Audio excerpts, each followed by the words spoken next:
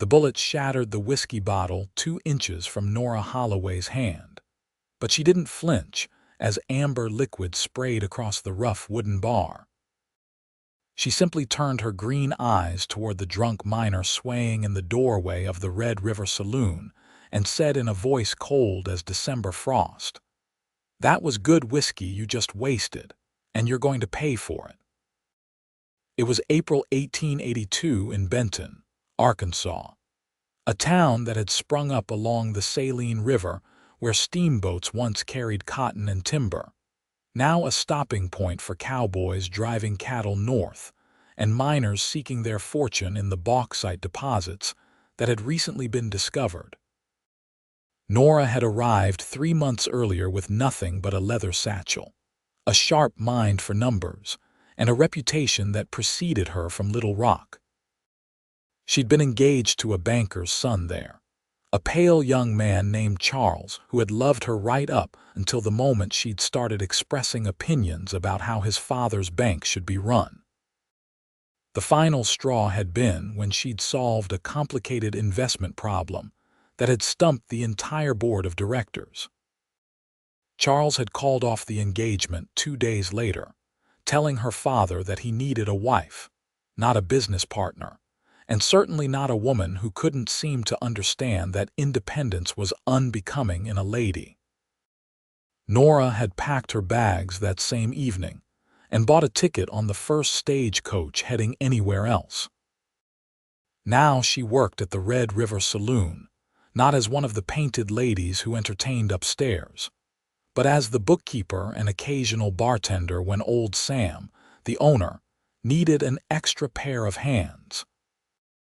She'd proven herself invaluable within a week, catching a card cheat who'd been skimming from the house and reorganizing the saloon's chaotic finances so efficiently that Sam had given her a raise and a room upstairs rent-free. The drunk miner stumbled forward, his hand dropping to the pistol at his hip. "You got a mouth on you, woman. Somebody ought to teach you some manners." Before Nora could respond, a tall figure moved from the shadows near the poker tables. He was young, perhaps 25 to her 22 years, with sun-darkened skin and dark brown hair that needed cutting.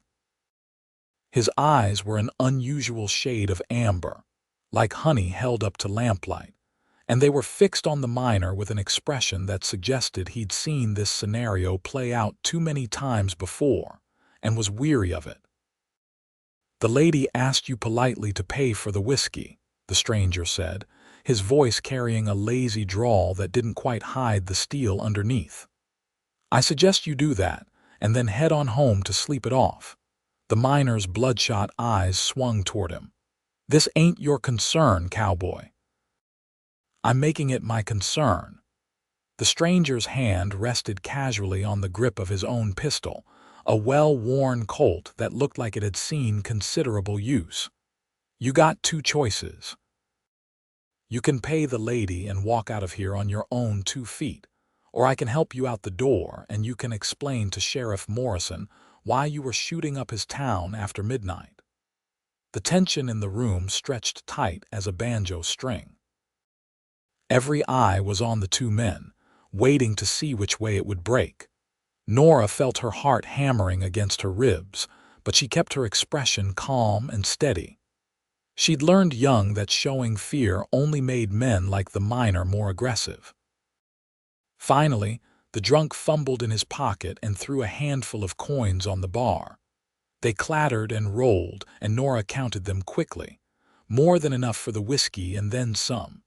She swept them into her hand without a word. "Smart choice," the stranger said, and the miner stumbled back out into the night, muttering curses under his breath. The saloon slowly returned to its normal rhythm. Cards shuffled, glasses clinked, and the piano player in the corner resumed his melancholy tune. The stranger turned to face Nora fully for the first time, and she found herself looking up into those remarkable amber eyes. "I didn't need rescuing," she said, "because it was important to establish that right away." Men in this town, in every town she'd ever known, seemed to think a woman alone was perpetually in need of saving. To her surprise, he smiled. It was a slow, genuine smile that crinkled the corners of his eyes and transformed his whole face. "I don't doubt it. You looked about ready to brain him with that bottle if he'd taken another step forward. I just figured I'd save Sam the trouble of cleaning blood off his floor."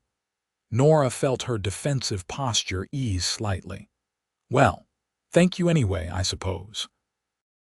"Yates Reeves," he said, extending his hand across the bar. "Most folks call me Yates." She hesitated only a moment before taking his hand. His grip was firm and warm, calloused from hard work. "Nora Holloway.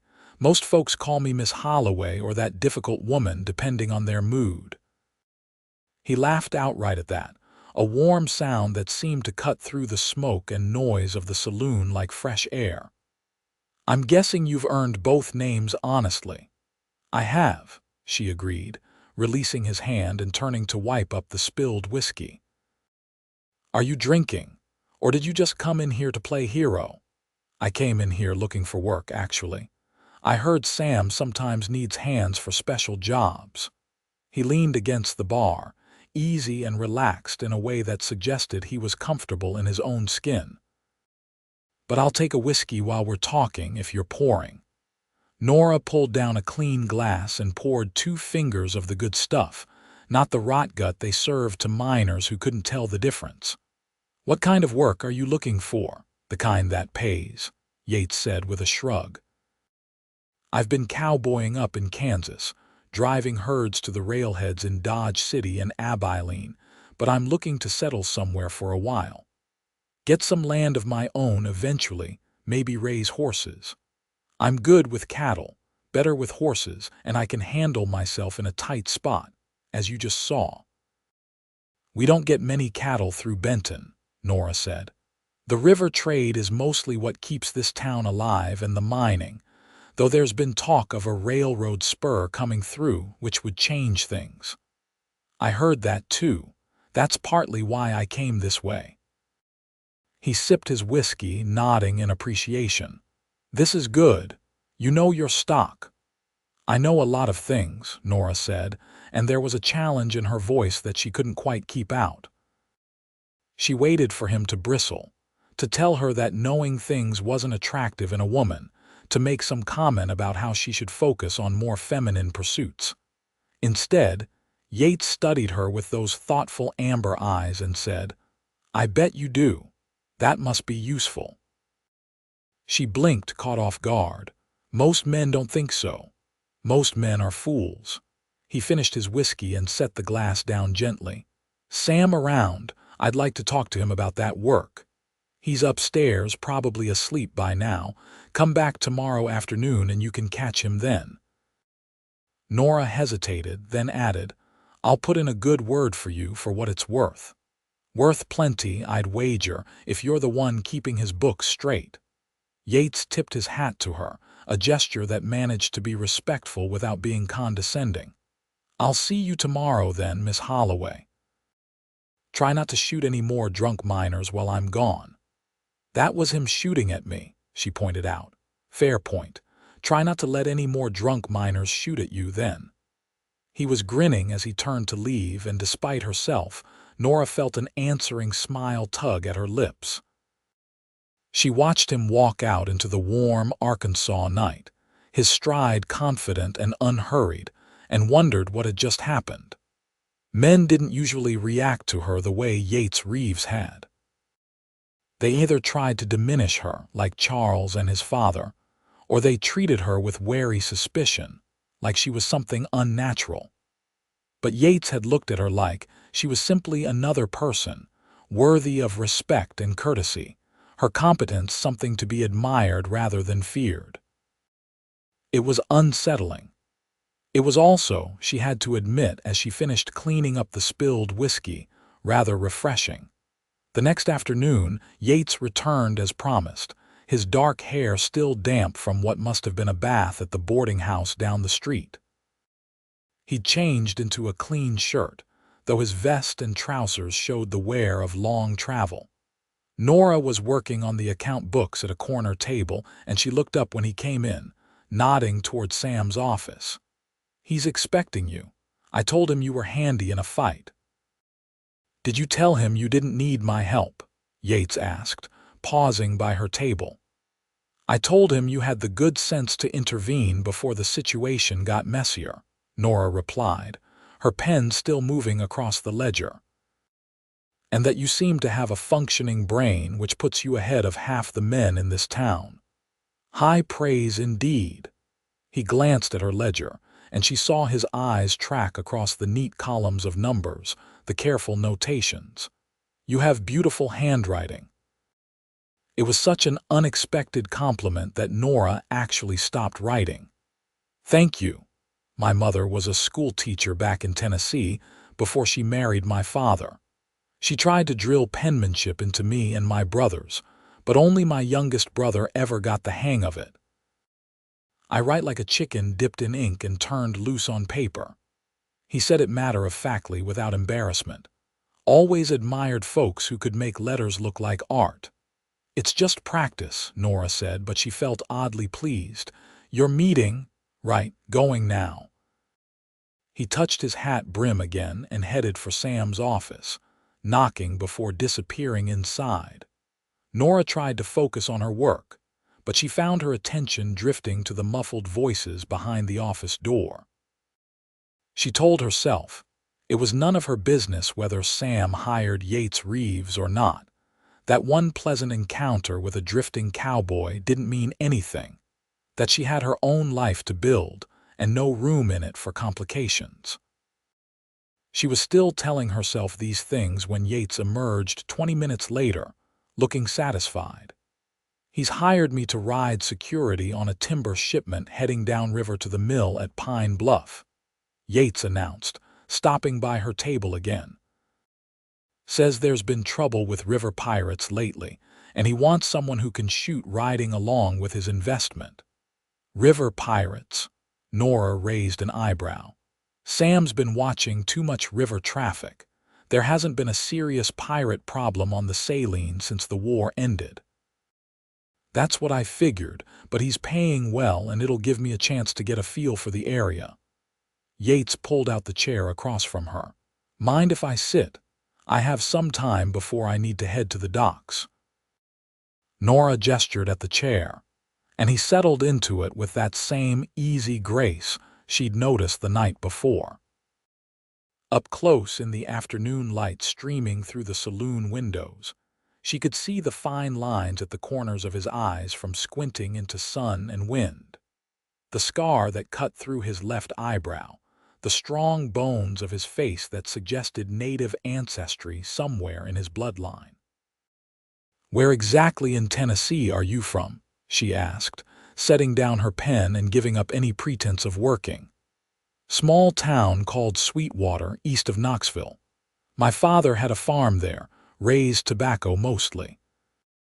Good land, but not enough of it to divide among 4 sons, so we all left as soon as we were old enough to make our own way." His expression softened with memory. "My parents are still there, though. My youngest brother stayed to help them work the farm. You must miss them." "I do," he admitted. "But my father always said a man has to find his own path, make his own mark on the world. Can't do that living in your father's shadow." He leaned back in his chair, studying her with open curiosity. "What about you? What brings a woman with ledger skills and a sharp tongue to a river town in Arkansas?" Nora considered how much to tell him, but there was something in his steady gaze that invited honesty. "I was engaged to a man in Little Rock. He decided my independence was a character flaw rather than an asset. I disagreed, so here I am." "His loss," Yates said simply. "That's what I told myself when I left." Nora picked up her pen again, twirling it between her fingers. "Though his mother did tell me at considerable length that no decent man would want a wife who couldn't learn her proper place. Like I said last night, most men are fools." Yates leaned forward, resting his forearms on the table. My mother ran our farm for 3 years while my father was off fighting for the Union. She managed the accounts, supervised the field hands, negotiated prices with the tobacco buyers, and kept all 4 of us boys in line. My father came home to find the farm more profitable than when he'd left it, and you know what he did? What? He kissed her, told her she was the smartest woman in Tennessee, and asked her advice on every major decision he made for the rest of his life. Yates's smile was warm with affection. That's what a partnership looks like, Miss Holloway. 2 people bringing their strengths to the table and building something together. Any man too insecure to appreciate a capable woman isn't worth your time. Nora felt something shift in her chest, a crack in the armor she'd built around herself since Charles had rejected her. You're an unusual man, Mr. Reeves. So I've been told. He stood, checking the position of the sun through the window. I should head to the docks. Will you be here when I get back? That timber run should only take 3 days. I'm here most days, Nora said, trying to sound casual about it. Sam needs someone to keep the books straight and the drunk miners from shooting up his inventory. Then I'll see you in 3 days. He paused, then added, It's been a pleasure talking with you, Nora. First real conversation I've had in weeks.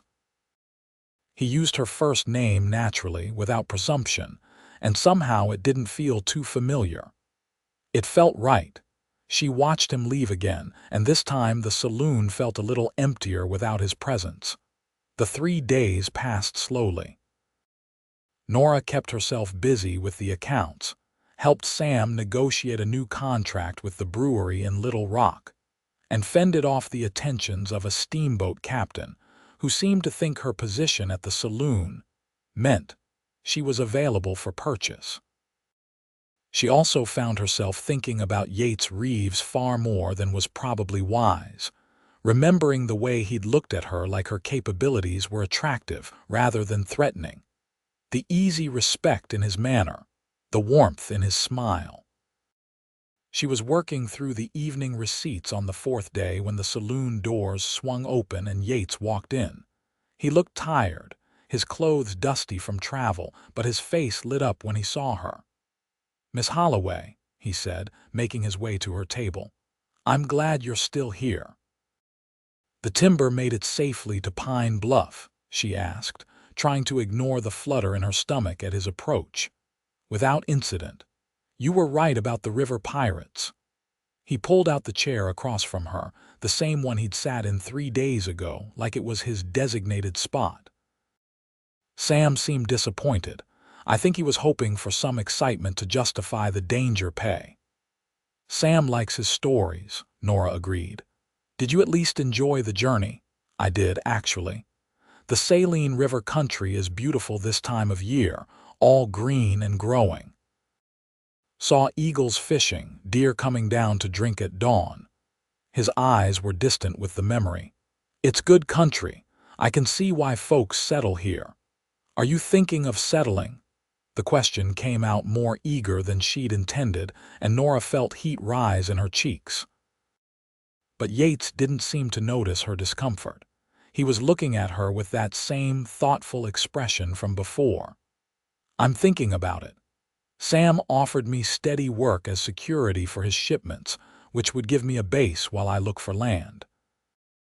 There's a property about 5 miles upriver, 160 acres with good water and grazing. Owner died last winter and his widow's looking to sell. The Thornton Place, Nora said, recognizing the description. I've seen the deed. The land's in good shape. Buildings need some work, but they're sound. She's asking $800. That's fair from what I've seen. Yates ran a hand through his hair. I've got about $500 saved up from my years cowboying. If I work for Sam and pick up other jobs around town, I could have the rest by fall. Nora hesitated, then said carefully, the widow's eager to sell. She wants to go live with her daughter in Memphis. If you offered her $500 cash now and a payment plan for the rest, she might accept. You think so? I could talk to her if you'd like. She trusts me. I helped her sort out her late husband's affairs. Nora set down her pen, meeting his eyes directly. Why are you really staying, Yates? You could find land in a dozen territories for less money and less work. He was quiet for a moment, and when he spoke, his voice was low and honest. Because there's a woman in this town who doesn't look at me like I'm just another drifting cowboy, who talks to me like I have a brain in my head and expects me to do the same for her. And I'd like to get to know her better, see where that might lead. He paused. If she's interested, that is. Nora's breath caught in her throat. She'd had suitors before, men who'd courted her with flowers and pretty words, but none of them had ever been this direct, this honest. None of them had ever looked at her the way Yates was looking at her now, like she was something precious and rare. She might be interested, she said quietly, but she's not looking for someone to take care of her or make decisions for her. She's done with men who want to tame her down or fit her into some proper little box. Good, Yates said, and his smile was like sunrise, because I'm not interested in taming anything. I'm interested in finding someone to build a life with, someone strong enough to stand beside me through whatever comes. I think independence is attractive, Nora. I think your strength is part of what makes you who you are, and any man who can't see that is a damn fool. You keep saying that, she said, her voice a little shaky, about men being fools, because it keeps being true. He reached across the table, his hand palm up in invitation rather than demand. I'm not asking you to change anything about yourself, Nora. I'm asking if you'd be willing to be independent with me beside you, to see if we can build something together that's stronger than what either of us could build alone. She looked at his hand, calloused and scarred from years of hard work, offering partnership instead of possession. Then she looked at his face, open and honest and hopeful, and she made a decision that terrified and thrilled her in equal measure. She placed her hand in his. His fingers closed around hers, warm and sure, and Nora felt something in her chest that had been locked tight for months begin to ease open. I'd like that, she said. I'd like to try. Then let's try, Yates said, and his thumb traced gentle circles on the back of her hand. No promises except honesty, no expectations except respect. We'll figure out the rest as we go. It wasn't a traditional courtship, but then again, Nora had never been a traditional woman. Over the next weeks, Yates made good on his word. He came by the saloon most evenings after his work was done, and they'd sit at her corner table and talk. Sometimes they discussed practical things, like the price of cattle or the best way to break a horse to saddle. Other times they talked about books they'd read, places they'd seen, dreams they'd harbored since childhood. Yates told her about driving cattle through thunderstorms in Kansas, about sleeping under stars so bright and numerous they looked like spilled salt, about the bone-deep satisfaction of honest work done well. Nora told him about learning to read ledgers in her father's hardware store, about the thrill of solving a complicated problem, about the loneliness of being told her mind was something to hide rather than celebrate. He never once suggested she should soften her opinions or moderate her voice. When she disagreed with him, which happened often because they were both strong-willed people, he argued back with grinning enthusiasm, clearly enjoying the mental sparring. When she was right, he admitted it freely. When he was right, she did the same. "You're good at this," she told him one evening as they walked along the river after her shift ended. The saline river moved slow and brown beside them, reflecting the last of the sunset. "At treating me like an equal." "It's not difficult," Yates said. "You are my equal. Smarter than me in some ways, if I'm being honest. You can calculate figures in your head that I'd need paper and pencil for. You're better with horses than I'll ever be, Nora countered. "I saw you working with that young stallion Sam bought last week. You have a gift for it." "We all have our strengths." He took her hand as they walked, the gesture becoming natural between them. "That's the whole point of partnership. You bring what you're good at, I bring what I'm good at, and together we're stronger than we are apart." "Is that what we are?" Nora asked, looking up at him in the fading light. "Partners. I'd like us to be," Yates said seriously. "If that's what you want too." "I do," Nora said, and realized she meant it completely. "It scares me sometimes how much I want it.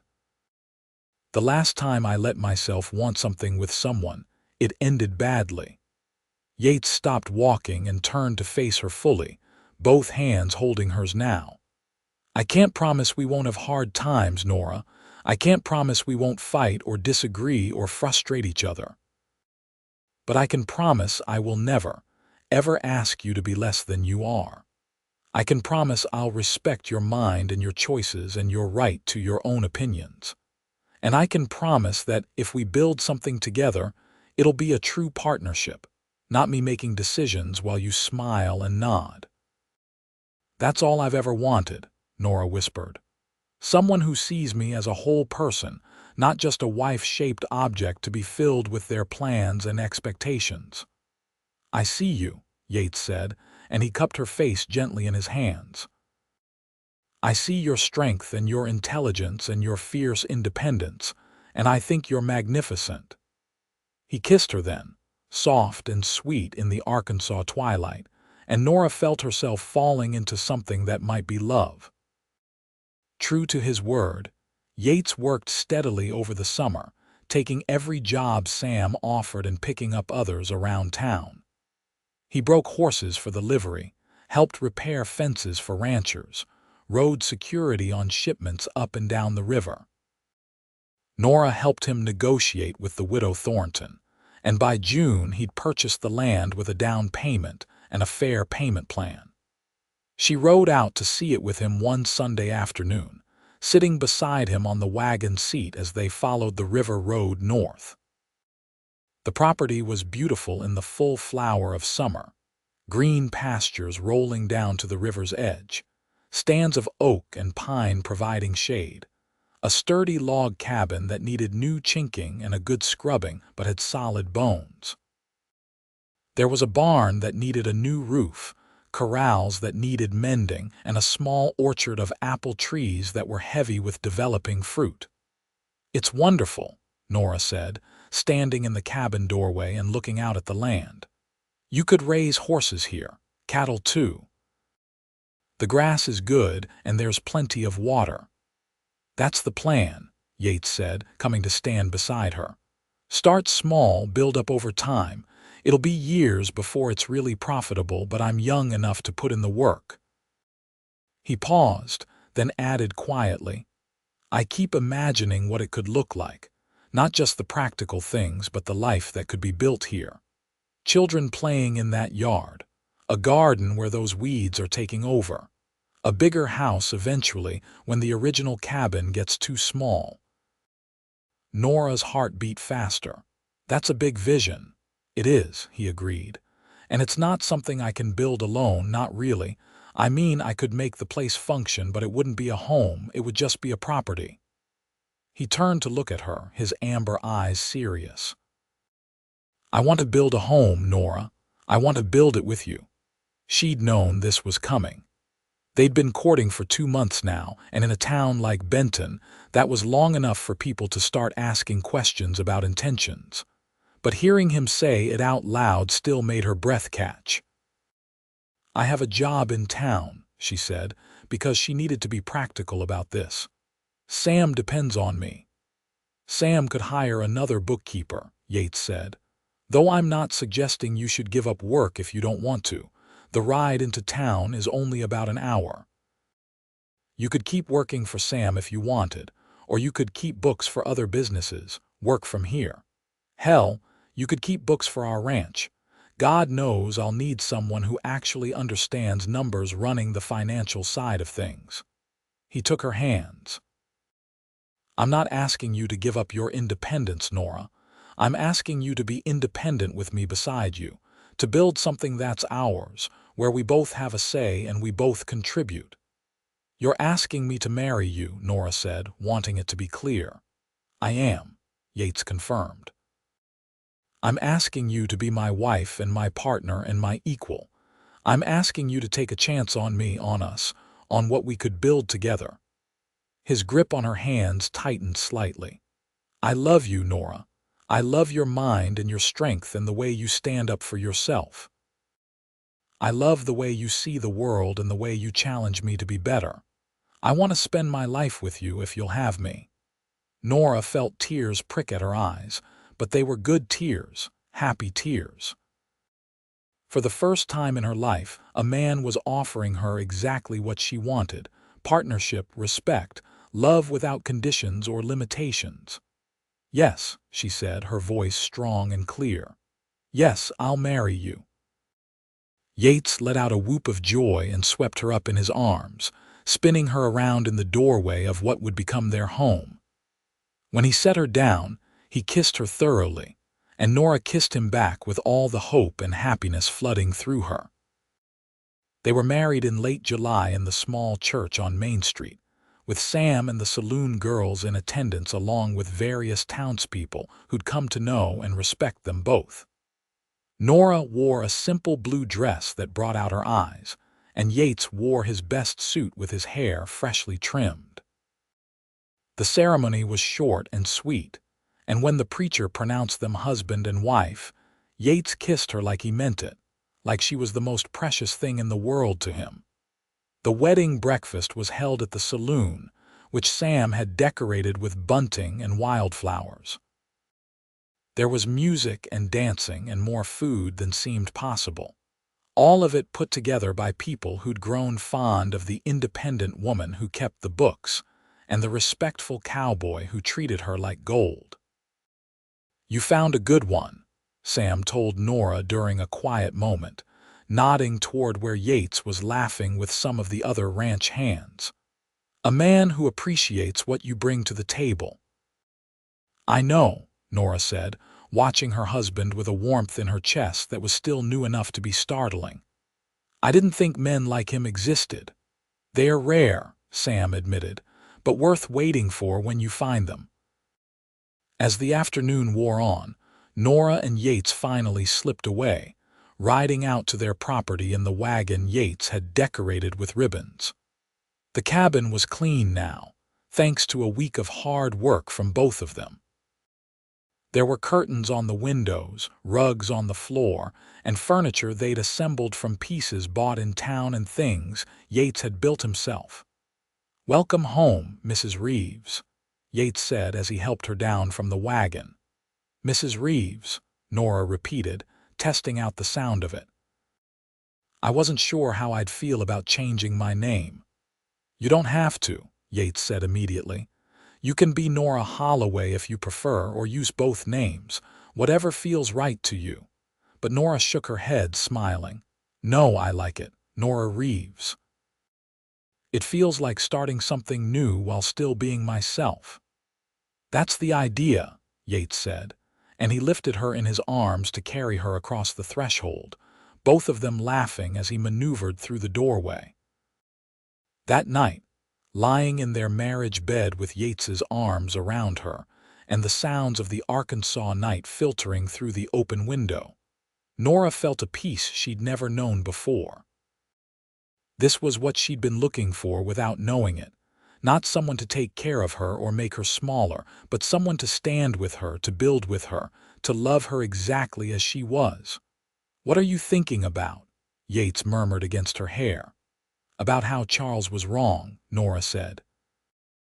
"When he told me no man would want a wife who couldn't learn her place, he was wrong about that." "He was wrong about a lot of things," Yates said. "Your place is wherever you choose it to be. Right now, I'm grateful you chose it to be here with me." "There's nowhere else I'd rather be," Nora told him, and she meant it with her whole heart. The first year of marriage was not easy, but it was good. They worked side by side to improve the property, mending fences and repairing buildings and clearing land for better pasture. Yates bought 3 young horses and began the slow process of training them, while Nora set up a proper office in one corner of the cabin and took on bookkeeping work for several businesses in town. She still went into Benton twice a week to handle Sam's accounts and keep an eye on the saloon's finances, and Yates never once complained about her continued work. Instead, he often rode in with her, using the trips to purchase supplies or meet with other ranchers about buying livestock. They disagreed sometimes, as any two strong-willed people would. There was the time Yates wanted to buy a bull that Nora thought was overpriced, and they'd argued about it for 2 days before finally compromising on a younger animal at a better price. There was the time Nora decided to loan money to a widow in town whose husband had died leaving debts, and Yates had worried they couldn't afford it, though he'd ultimately supported her decision and been relieved when the woman paid them back with interest within 6 months. But they never went to bed angry, and they never stopped talking to each other, even when they disagreed. And always, Yates treated her as an equal partner in their life together. "I need your advice," he'd say when making decisions about the ranch, and he genuinely listened to her input. When she struggled with a difficult accounting problem for one of her clients, he'd sit with her and talk through it, his different perspective often helping her see solutions she'd missed. By their first anniversary, the ranch was beginning to prosper. They had a small herd of cattle, 8 horses in various stages of training, a productive garden that Nora tended in the early mornings, and a growing reputation for quality stock and fair dealing. They'd also added a room onto the cabin, expanding it in anticipation of the family they both hoped to build. That hope was realized the following spring when Nora discovered she was pregnant. She told Yates one evening after supper, watching his face carefully to gauge his reaction. His eyes went wide with wonder, then soft with emotion. "Truly, Nora confirmed. The doctor in town confirmed it this afternoon. The baby should come in late October." Yates pulled her into his arms, holding her like she was made of spun glass. "This is wonderful. You're wonderful. God, Nora, we're going to have a child. Are you ready for that?" she asked, her hands resting on his chest. "For all the changes it will bring, are you?" he countered. "You'll be the one doing most of the work for the next several months." "I can handle it," Nora said confidently. "I'm strong and the doctor says I'm healthy. Women have babies every day." "I know," Yates said. "I just worry about you. I can't help it." "You can worry," Nora allowed. "As long as you don't try to wrap me in cotton wool and keep me from doing anything. I'm pregnant, not fragile." "Wouldn't dream of it," Yates assured her, though his protective instincts clearly wanted him to do exactly that. "Though maybe you could let me take over the heavier chores around the place, just until after the baby comes." It was a reasonable request, and Nora agreed. But she continued her bookkeeping work and her trips to town, managing their finances and maintaining the business relationships she'd built. Yates learned to step back and let her make her own choices about what she could and couldn't do, trusting her to know her own limits.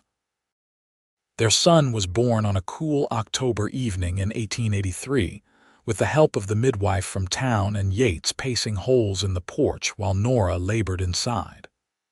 When it was finally over and the midwife called him in, Yates found Nora exhausted but triumphant, cradling a red-faced, squalling infant. "Your son," Nora said, her voice hoarse but proud. Yates approached slowly, almost reverently, and looked down at the tiny person they'd created together. The baby had dark hair like his father and what looked like his mother's determined chin. "He's perfect," Yates breathed. "Nora, he's perfect." "You're perfect. I can't believe we made this." "Believe it," Nora said with a tired laugh. "And help me decide on a name. We've been arguing about it for months." They'd narrowed it down to 2 choices, James after Yates's father or Thomas after Nora's grandfather. In the end, they compromised and named him James Thomas Reeves, calling him Jamie for short. Parenthood transformed their lives in ways both expected and surprising. Jamie was a demanding baby, colicky and fussy, and there were many long nights when they took turns walking him around the cabin, trying to soothe his cries. But there were also moments of perfect joy. The first time he smiled, the first time he laughed, the way he'd grip their fingers with his tiny hands like he was holding on to the whole world. Yates was a devoted father, as involved in Jamie's care as any mother would be. He changed diapers without complaint, sang lullabies in his rough cowboy voice, and walked miles around the property with the baby strapped to his chest in a sling Nora had sewn. When neighbors suggested that baby care was women's work, Yates just shrugged and said, "He's my son too. Why wouldn't I help care for him?" Nora loved him even more for that. When Jamie was 6 months old, Nora returned to her bookkeeping work, setting up a cradle in her office corner where the baby could nap while she worked. Some clients were scandalized that she wasn't devoting every moment to motherhood, but others appreciated her continued competence and were happy to work around her new schedule. "You don't have to work if you don't want to," Yates told her more than once. "The ranch is doing well enough that we could manage on just that income." "I know," Nora said, "but I want to work. I like using my mind for something other than figuring out whether Jamie needs feeding or changing. I like contributing financially to our family. It makes me feel like myself." "Then keep working," Yates said simply. "I just wanted you to know you have a choice." That was the thing about Yates, Nora reflected as Jamie grew from a baby into a rambunctious toddler and then a curious child. He always made sure she knew she had choices, that their life together was something they were both actively building rather than something that just happened to her. By Jamie's 3rd birthday, in 1886, the ranch had expanded considerably. They now had a substantial cattle herd, a growing reputation for training quality horses, and several hired hands who helped with the daily work. Yates had proven to have a genius for breeding horses that combined strength with intelligence, and ranchers from as far as Little Rock came to purchase his stock. Nora managed all the finances, negotiated the sales contracts, and kept meticulous records that would have made any banker proud. She also continued to work for several clients in town, making the ride in twice a week with Jamie sitting beside her on the wagon seat, chattering about everything they saw. "You've built something remarkable here," Sam told them one evening when they'd come to town for a social event at the church. "Both of you. This ranch is the talk of the territory." "We've been lucky," Yates said, though luck had less to do with it than hard work and smart planning. "You've been smart," Sam corrected. "And you've been a team. That's what makes the difference." He was right, Nora knew. Everything they'd accomplished had been because they worked together, respected each other, and brought their different strengths to bear on common goals. She handled the business side, Yates handled the livestock, and they consulted each other on every major decision. It wasn't always easy. There were years when drought threatened their grass, when cattle prices dropped, when a hard winter killed several of their best breeding horses. There were times when they disagreed strongly about what to do next, when they argued late into the night about whether to expand or consolidate, whether to take risks or play it safe. But they always talked through it, always found compromises, and always came out the other side still partners, still in love, still committed to building their life together. When Jamie was 5, Nora became pregnant again. This time she knew what to expect, and the pregnancy was easier than the first had been. Their daughter was born in the spring of 1888, a tiny dark-haired girl with her father's amber eyes, who they named Clara Rose, after both grandmothers. Jamie was enchanted with his baby sister, constantly wanting to hold her and show her his toys and tell her stories about the ranch. Yates was just as smitten, though he handled Clara with even more nervousness than he had Jamie, as if girls were somehow more fragile than boys. "She's just as sturdy as Jamie was," Nora told him, watching him carefully cradle the sleeping baby. "You don't need to be so cautious." "I know," Yates said, "but she's so small and so perfect. I just want to make sure nothing ever hurts her." "Nothing will if you raise her to be strong," Nora said. "The way your parents raised you, the way we're raising Jamie. Teach her that she's capable and valuable and equal to anyone, and she'll be able to handle whatever life throws at her." "Like her mother," Yates said, smiling at Nora with such love that it took her breath away even after 7 years of marriage. "I plan to." True to his word, Yates raised both their children with the same respect and encouragement he showed their mother. Jamie learned to work cattle and train horses, but he also learned to keep records and manage money, skills that Nora taught him patiently in her office. Clara, as she grew, was taught both feminine accomplishments like sewing and cooking and practical skills like riding and roping, with neither parent suggesting that any knowledge was inappropriate for her sex. "Let them find their own interests," Yates said when a neighbor commented critically on Clara being taught to ride astride rather than side saddle. "If Jamie wants to learn bookkeeping and Clara wants to learn horse training, what harm is there in that? They'll be more capable adults for having broader skills." The neighbor had huffed and left, but Yates and Nora continued raising their children as they saw fit. And both children thrived, growing strong and confident and secure in the knowledge that their parents loved and respected them. By 1891, the ranch had become one of the most successful operations in central Arkansas. They'd weathered the financial panic of 1890 better than many larger outfits because of Nora's careful financial management and diversified income streams. They employed a dozen hands year-round, had breeding contracts stretching years into the future, and owned over 1,000 acres of prime land along the Saline River.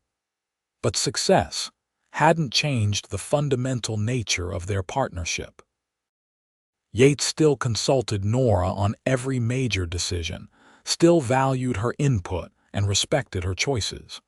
Nora still managed the finances and negotiated contracts, still maintained her independence and her sense of self.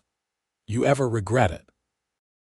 Yates asked her one evening as they sat on the porch of their much-expanded house, watching the sunset paint the sky orange and gold. Jamie was 10 now, Clara 3, both asleep inside after a long day of play. "Marrying me, taking on this life. You could have done anything, gone anywhere." "I did go somewhere," Nora said, taking his hand. "I went here with you, and I've done more with my life than I ever could have in Little Rock, trying to fit myself into some man's narrow definition of what a wife should be." She squeezed his fingers. "This ranch, our children, the work I do with my clients in town, all of it is mine in a way that nothing in my old life ever was. Because I chose it and I built it, and you've been beside me every step of the way, supporting rather than limiting." "You built most of it," Yates said. "I just provided the land and the muscle." "You provided partnership," Nora corrected. "You provided respect and love and faith that I could handle whatever challenges came my way. That's worth more than land or money or anything else." "I love you," Yates said, pulling her close.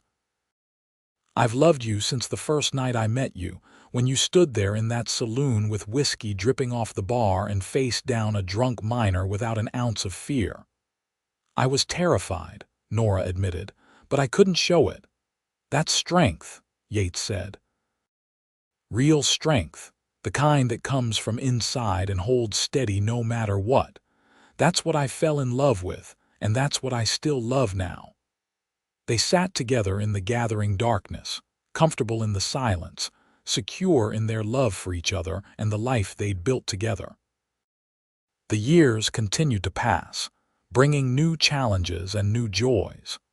Jamie grew into a capable young man who had his father's way with horses and his mother's head for business. Clara proved to be a force of nature, fearless and independent, driving her parents to distraction with her adventures, but also making them proud with her intelligence and determination.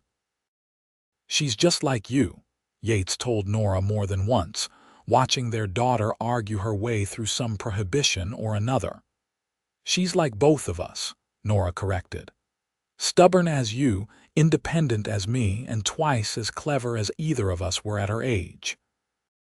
When Jamie turned 18 in 1901, he announced his intention to start his own ranch further west, using money he'd saved from his work on the family spread, and a loan his parents were happy to provide. Yates and Nora helped him select land, negotiate the purchase, and set up his operation, proud to see their son striking out on his own but also staying close enough to remain part of their lives. "You raised him right," Yates told Nora the day they helped Jamie move into his new property. "He's confident and capable and has a good head on his shoulders." "We raised him right," Nora corrected, as she always did when Yates tried to give her sole credit for their children's good qualities. "Partnership, remember." "I remember," Yates said, kissing her temple. "How could I forget? You remind me every time I get it wrong." Clara showed no interest in marrying young, much to the consternation of various local families with sons of appropriate age. She wanted to go to college, she announced at 17, wanted to study business and maybe even law. "Women can do that now," she said firmly when her parents sat her down to discuss her plans. "There are women's colleges, women studying all sorts of things. I want to be one of them." "Then you will be," Nora said, before Yates could even open his mouth.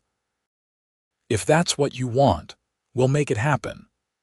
They sent Clara to a women's college in St. Louis in 1902, watching her board the train with mixed pride and sadness. The house felt empty without her vibrant presence, but Yates and Nora were happy that their daughter was pursuing her dreams with the same determination and independence her mother had shown 20 years earlier. "We did something right," Yates said as the train pulled away, his arm around Nora's shoulders. "Both our children are confident enough to chase what they want."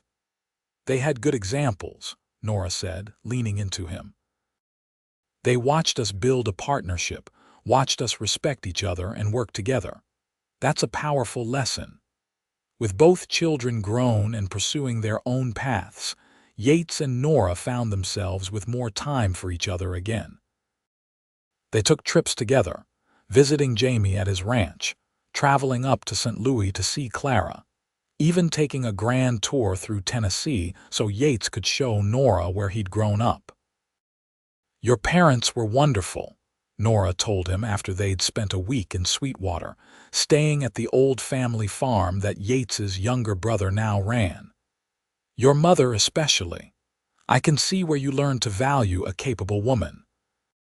"She says you remind her of herself," Yates said, clearly pleased.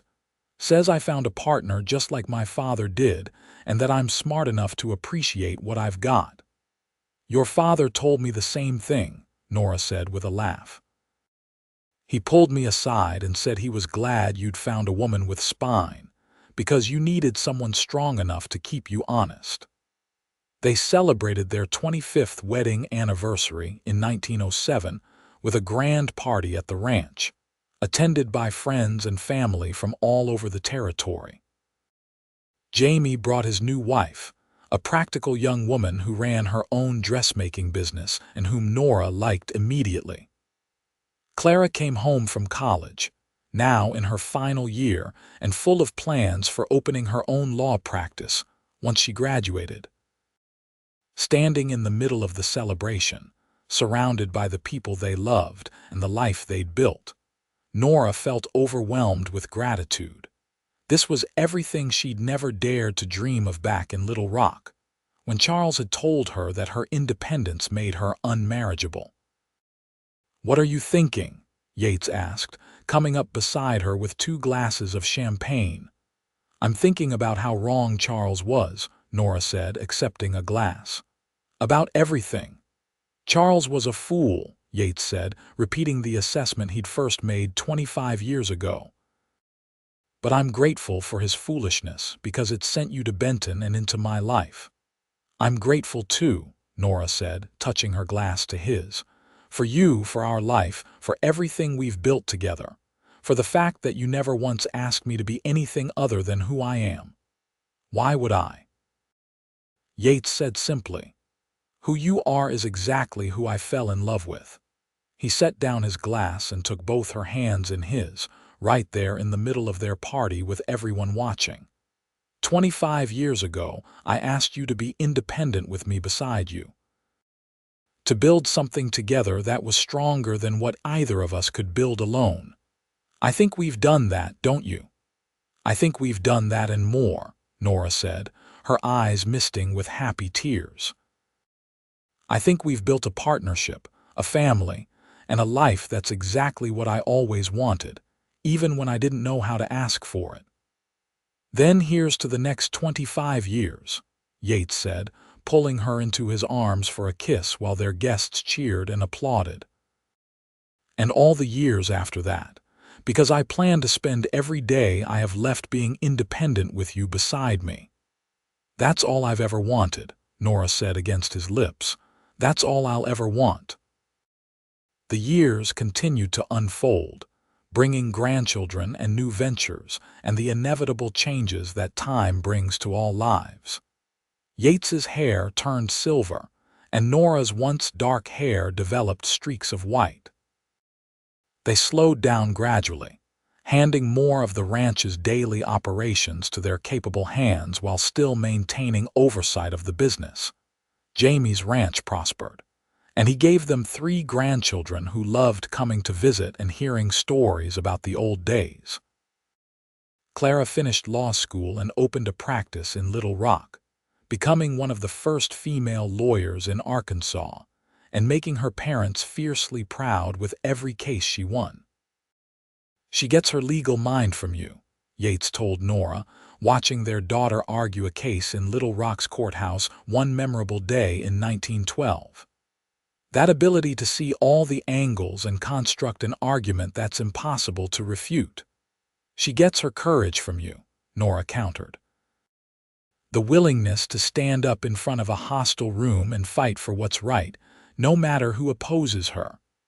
They were both right, of course. Clara was the best of both her parents, as Jamie was, and both children carried forward the lessons they'd learned about partnership, respect, and the importance of valuing people for their capabilities rather than limiting them based on their sex. By their 40th anniversary in 1922, Yates and Nora had become something of a legend in central Arkansas. Younger couples came to them for advice on managing ranches and marriages, on balancing strong personalities and building partnerships. They always gave the same counsel: respect each other, communicate honestly, and remember that 2 people working together can accomplish far more than 1 person working alone. "We're old now," Yates observed one evening as they sat on their porch, watching the sun set over land they'd worked for 40 years. He was 65 now, Nora 60, both of them showing the wear of long lives well lived. "We're experienced," Nora corrected with a smile. "There's a difference." "Experienced," Yates agreed, taking her hand. His grip was still strong despite the arthritis that sometimes troubled his joints. "And grateful. I'm so grateful for every year we've had together, Nora. Every day, every challenge, every triumph. I wouldn't change a single thing." "Neither would I," Nora said honestly. "Even the hard parts shaped us into who we are, and who we are together is something I'm proud of." "Remember that first night?" Yates asked. "When the drunk miner shot that bottle and you didn't even flinch?" I remember you stepping in, Nora said. And then later, talking to me like I was a person worth knowing, not just a woman to be managed or controlled.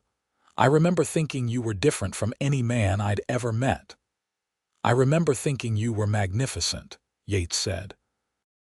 Strong and smart and utterly herself without apology or pretense. I knew right then that if I could convince you to take a chance on me, I'd be the luckiest man alive. And were you? Nora asked, teasing him gently. Lucky, I mean, beyond measure, Yates said seriously. Every single day, beyond measure. They sat together as the stars came out over Arkansas, holding hands the way they had for 40 years, partners in every sense of the word. Their ranch spread out around them, prosperous and well-run, a testament to what two people could build when they respected each other and worked together. Their children were grown and successful, carrying forward the values they'd been taught. Their grandchildren were thriving, learning the same lessons about strength and capability and the importance of choosing partners who enhanced rather than diminished you. It was a good life, Nora reflected. Better than she'd ever imagined possible back in Little Rock, when she'd been told that her independence was a flaw rather than a strength. Better than she'd dared to hope for even after arriving in Benton, uncertain and hurt and determined to prove she didn't need anyone. Yates had taught her something important, that independence didn't mean being alone, that strength could be shared rather than hoarded, that the right partnership didn't diminish you but rather made you more fully yourself. I love you, she told him, squeezing his hand. After 40 years, I love you more than I did on the day we married. Is that possible? It must be, Yates said, because I feel the same way. Every year we're together, I discover new reasons to love you, new depths to who you are, new ways you surprise and delight me.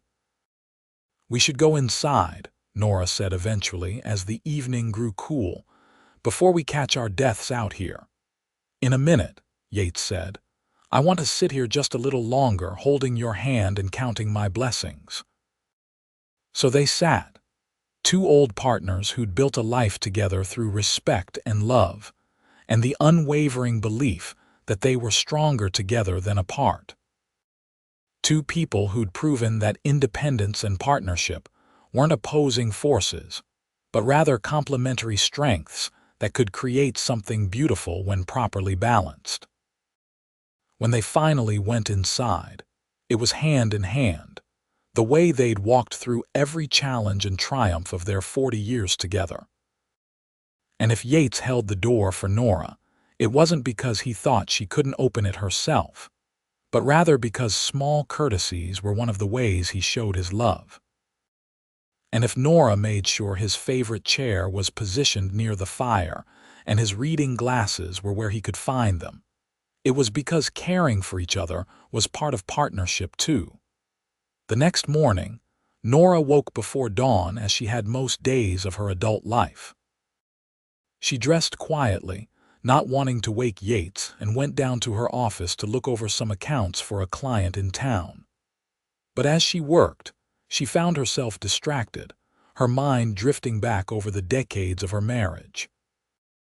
She thought about that first meeting in the Red River Saloon, Yates stepping in to defuse a dangerous situation and then treating her with immediate respect. She thought about his proposal, offering her partnership rather than possession. She thought about the countless times over the years when he'd supported her choices, respected her opinions, and worked alongside her as an equal. She thought about the hard times too, the droughts and financial scares, the children's illnesses, the arguments and disagreements that had tested their bond. But they'd weathered all of it together, always coming back to the fundamental respect and love that formed the foundation of their marriage. "You're up early," Yates said from the doorway, and Nora looked up to see him leaning against the frame, watching her with soft eyes. "Couldn't sleep," she admitted. "Too many thoughts." "Good thoughts, I hope." "The best," Nora said. I was thinking about our life, about how far we've come, about how grateful I am that a certain cowboy walked into a saloon in Benton 40 years ago and saw me as a person worth knowing. I saw you as a person worth loving, Yates corrected, coming into the room and perching on the edge of her desk, the way he'd done hundreds of times before. Worth building a life with, worth being independent beside. We've done that, Nora said. Built a life, built a partnership, built a family and a legacy that will outlast us both. We have, Yates agreed, and I'd do it all again exactly the same way if I had the choice. So would I, Nora said, and she meant it with every fiber of her being. They spent that day doing the ordinary things that filled their lives now, visiting with neighbors, checking on the ranch operations, having lunch with Jamie and his family who'd ridden over from their property. In the evening, they sat on their porch again, watching another sunset paint the sky. "You know what I think our greatest achievement is?" Yates asked as the light faded. "The ranch," Nora guessed. "The children." "This," Yates said, gesturing between them. "Us. The fact that after 40 years, I still want to spend every evening sitting next to you, talking about everything and nothing. The fact that we're still partners in every sense of the word, still respecting each other, still growing together rather than apart. That's the real achievement." "You're right," Nora said softly. "Everything else we built grew from that foundation. The partnership came first, and everything good in our lives came from it.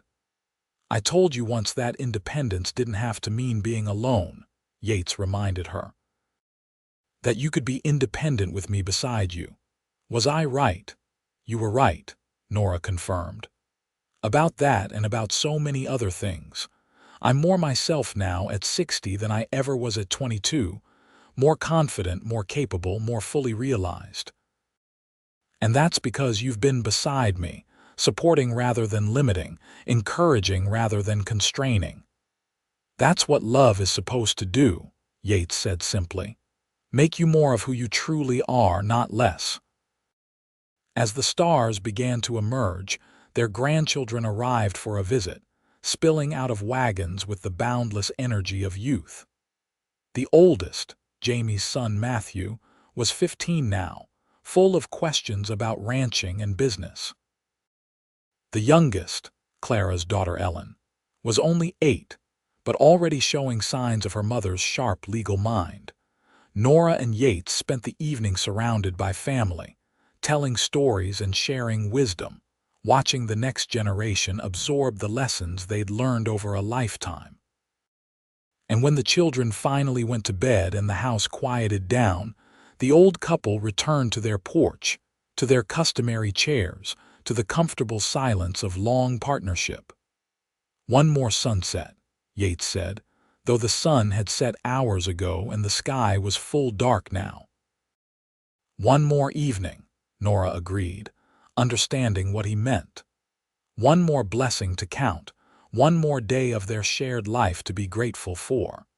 They sat together under the Arkansas stars, two people who'd chosen each other 40 years ago and kept choosing each other every day since.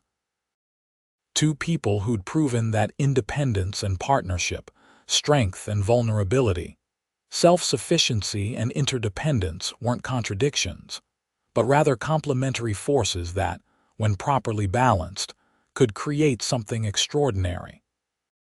Nora Reeves, who'd once been told she was too independent to be loved, had found a man who loved her precisely because of her independence.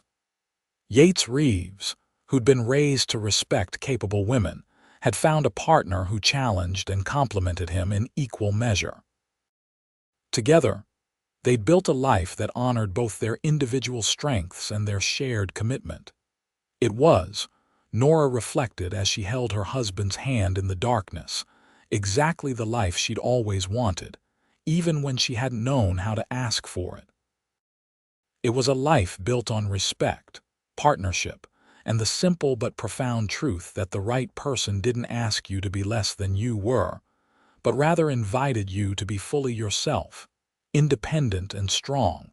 with them beside you every step of the way. "I love you," she said again, because it bore repeating. "I love you too," Yates replied, as he had thousands of times before and would thousands of times more, God willing. Now and always independent together. And as they finally rose to go inside, hand in hand as always, Nora smiled. Because 40 years ago, a cowboy had walked into a saloon and changed her life by seeing her exactly as she was and loving her for it. And every day since, he'd proven that the best kind of partnership was one where both people stood strong, worked together, and built something beautiful from their shared respect and love. It was everything she'd never dared to hope for. It was everything she'd ever wanted. It was, simply and completely, enough.